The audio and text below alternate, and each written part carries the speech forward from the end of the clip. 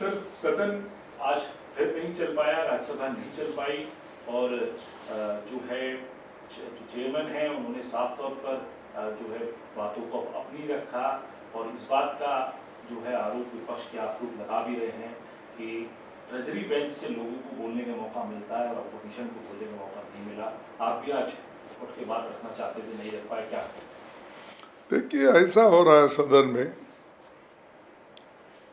जो बात हम सदन में रखना चाहते हैं और देश को ये बताना चाहते हैं कि जनता के मुद्दे क्या है और वो जनता को हम उनके मुद्दों को हल निकालने के लिए हम किस ढंग से सदन में उठा रहे हैं, ये हम बताना चाहते थे।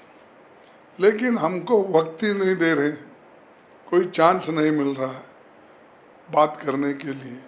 और रूलिंग पार्टी के लोग अगर कानून के विरुद्ध भी बात करते हैं या खिलाफ बात करते हैं तो उनको वो मौका मिल जाता है।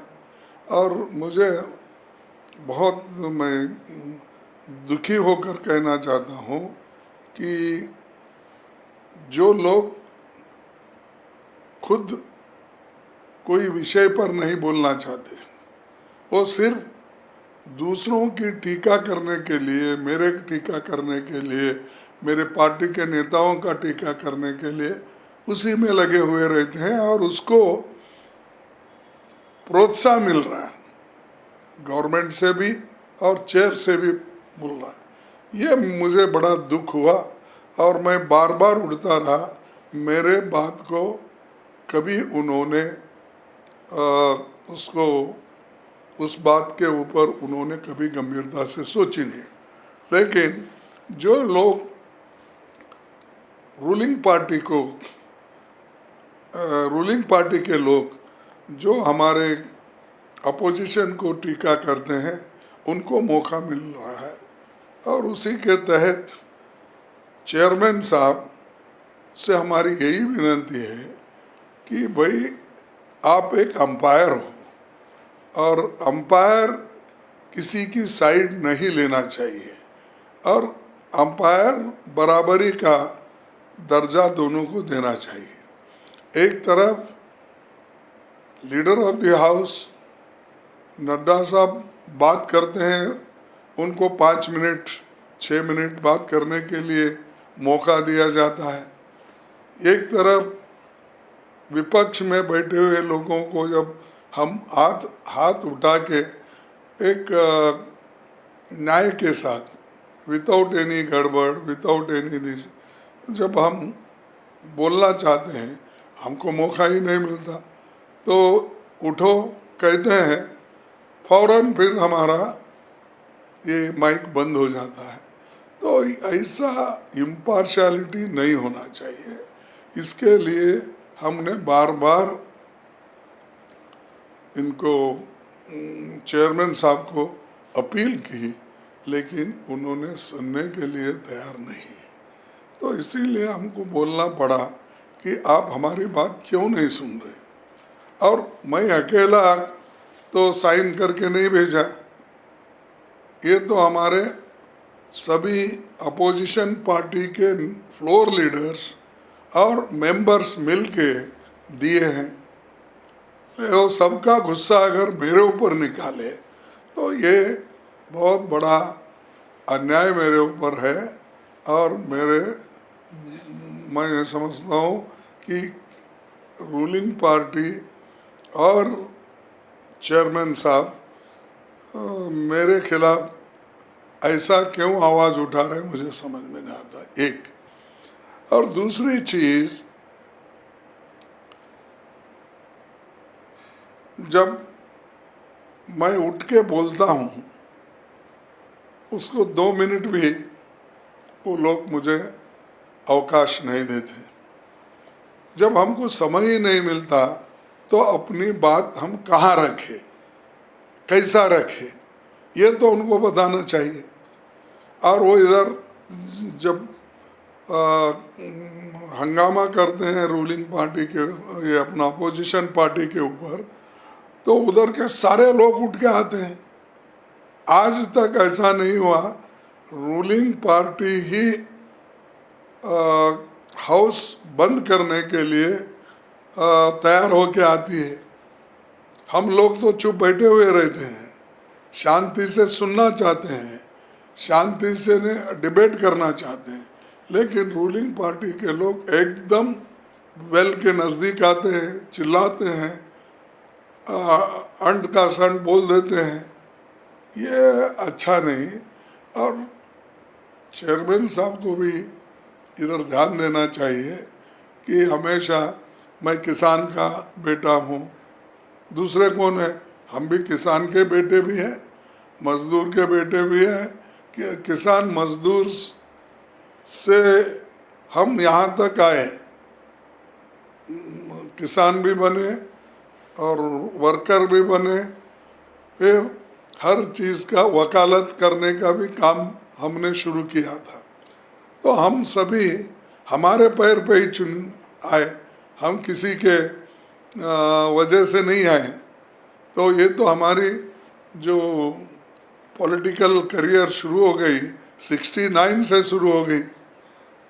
तो ऐसा हमारे को एक टोक कर बात करना, इंसल्ट करना, ये मैं कभी नहीं चाहता और मैं कभी डरने वाला नहीं हूँ। मैं अपने स्वाभिमान के लिए लड़ते रहूँगा। सालों से हम लड़ते आए हैं, अभी भी हमारे लड़ाई जारी रहेगी जब तक हमको समान अधिकार नहीं मिलेंगे। और संविधान के तहत हमको जो मिलना चाहिए वो अगर नहीं मिला तो हम लड़ते ही रहेंगे। और बार बार वो कहने का मैं किसान का बेटा हूँ, किससे लड़ता नहीं, किससे डरता नहीं, यहाँ कौन डरने वाले हैं? ये तो हम तो और मजदूरी करके अपने पैर पे खड़े होके आए सो लोग हैं।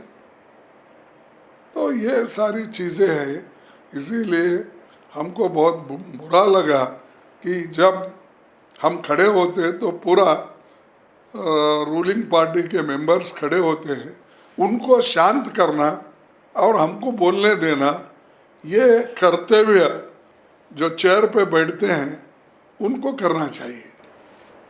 सर, इसके अलावा इस बात को कैसे देखते हैं आप, इस नैरेटिव को कि विपक्ष संसद नहीं चलने दे रहा है, ये नैरेटिव सरकार की तरफ से बार बार कहा जा रहा है, इस नैरेटिव को आप लोग कैसे डिफाइन करेंगे पब्लिक को? क्योंकि तस्वीरें जो जनता में जाती हैं तो सामने हंगामा दिखाई देता है।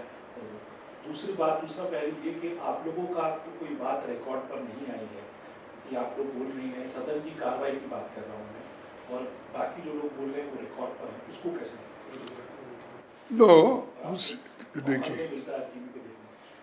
देखिए, टीवी भी उनकी, दिखाने वाले उनके एंकर्स, और सब कुछ उनके कंट्रोल में है। तो नेचुरली हमारा रिकॉर्डिंग भी नहीं होता, और यहाँ तक कि हमारी टीवी में चेहरा भी नहीं दिखता।